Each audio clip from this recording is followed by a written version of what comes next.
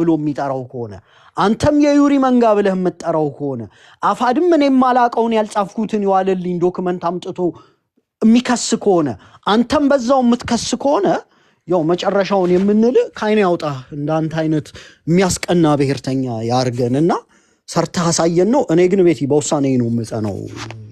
ቅድም ያልሹን ትንሽ አልቀበለውም።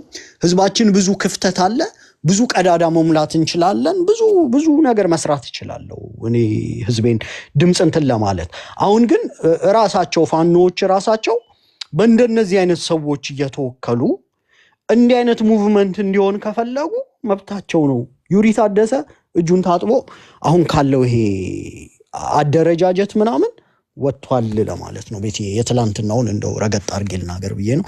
ጨርሻለሁ ቤቲ፣ አልመለስም። ቴንክ ዩ ሻሜሽን አታባኪ ወጣ ብትይ ደስ ይላል። አይ ያላባከኩም ቅዳሜን ባይዘወይ ዛሬው ቅዳሜ ተጠቅሜበት አላቀም። ጆሮ ላይ ሄድፎኔን አድርጌ ቤቴን እያጸዳሁ በደንብ አድርጌ ቅድም ደም ካሜራን ከፍ ያስርኩ ነበር ስሰራ እንድታዩ ማለት ነው።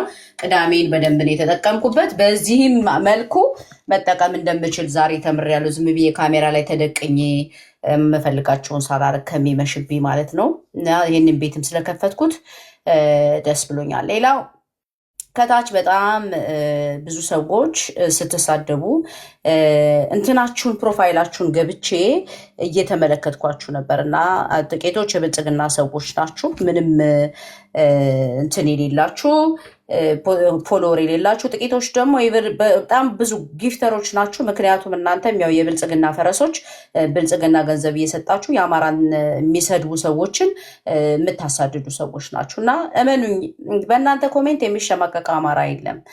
ሌላው ግን ዩሪ አትችልም ባይዘወይ ማለት ነው። አሁን አንተ በቃል መጣ ምናምን እንኳ ብትል አትችልም። አምሹር ነገ አማራ ሊጎዳ የሚችል አጀንዳ ቢፈጠር እንቅልፍ አትተኛ። ምክንያቱም ለዚህ ነው ያለው ሁላችንም ብዙ ነገር ብንል እንኳ ውሳኔ ለመወሰን እንኳ ብንፈልግ የዚህ ትግል አንገብጋቢነት የዚህ ትግል ስቃይ የህዝባችን መከራ አያስቀምጠንም፣ አያስተኛንም። አንተ አታደርገውም። ለምን? ምክንያቱም እዚህ ትግል ውስጥ ነው ያለው። ስቃዩን ታውቋለህ፣ መከራውን ታውቋለህ። ትንሽ ቀን እረፍት የመውሰዱ ነገር ምንም ችግር የለውም። ምክንያቱም ሁላችንም ስለደከመን እረፍት ብንወስድ ችግር የለውም። ከዛ በተረፈ ግን አትችልም ዩሪ፣ ግድ የለም ቶ ለምንስ ለማንስ ብለህ ምክንያቱም እኔ አሁን ለምሳሌ ኦኬ ዩሪ ውጣ ግድ የለም ምናምን ልልህ እኮ እችላለሁ። ከአንተ በተሻለ ስራ ሊሰራ የሚችል ሰው የአንተን ቦታ ሸፍኖ ፖለቲካውን አርቲኩሌት አድርጎ ሰው ተከትሎት የሚያዳምጠው ሰው አንድ ወፍ የለም።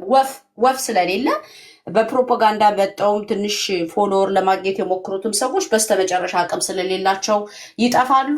ከዛም ፎሎወራቸውን ያጣሉ። ከዛም ተደማጭነታቸውን ሲያጡ ወይ ደግሞ ቤት ከፍተው ሀሜት አሉ ባልታ የራሳቸውን ሰው ላይ ማላዘን የተጠመዱ ሰዎችም በማህበረሰባችን ይናቃሉ። ያውን ያየሁት ነገር ወጥቶ የሚናገር ብዙ ሰው የለም እንጂ በጣም በብዙ ሰው የተረዳሁት ነገር የሚሳደቡትን ሰዎችና በቃ ስህተት የሚሰሩ ሰዎችን ማህበረሰቡ ከውስጡ ያወጣቸዋል፣ አያዳምጣቸውም፣ ቤታቸውም ገብቶ አይከተላቸውም። ያየነው ነገር ይሄ ነው። ስድብ ሲሆን ትልቁ እንደው የዚህ አሁን የሶሻል ሚዲያው ትልቁ ቁጥር ስድብ 4000 5000 ነው ስድብ ሲሆን